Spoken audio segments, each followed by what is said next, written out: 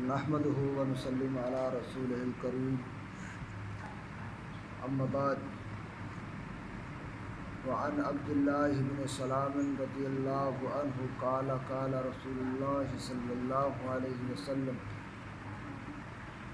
یا ایها الناس افشوا السلام وصلوا الارحام واطعموا الطعام وصلوا باللیل والناس نیام تدخلوا الجنة بسلام۔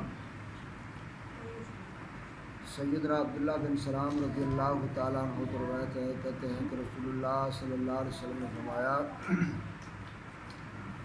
اے لوگو سلام کو عام کرو، وصلوا الارحام اور رشتہ داریوں کو ملاؤ،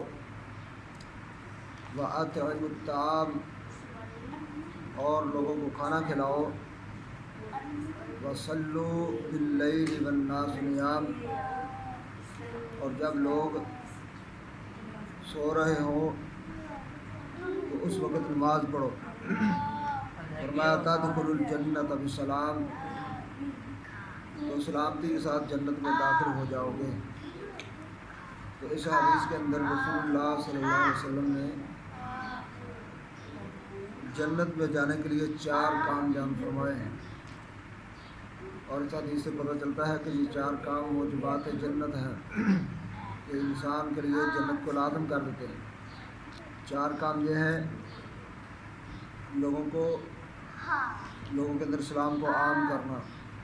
آتے جاتے جان پہچان نہ بھی ہو تو سلام کرنا، اور رشتہ داریوں کو جوڑنا یعنی لوگوں کی صلح کروانا، اور ایسے کاموں سے اجتناب کرنا جس سے لوگوں کے اندر نفرت پیدا ہو، وَأَطْعِمُوا الطَّعَامَ اور لوگوں کو کھانا کھلانا، دعوت کرنا، اور چوتھا کام تہجد کی نماز پڑھنا۔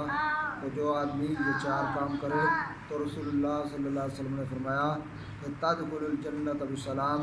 وہ آدمی سلامتی کے ساتھ جنت میں داخل ہو جائے گا۔ تو اللہ رب العالمین ہمیں اس حدیث پر عمل کرنے کی توفیق عطا فرمائے۔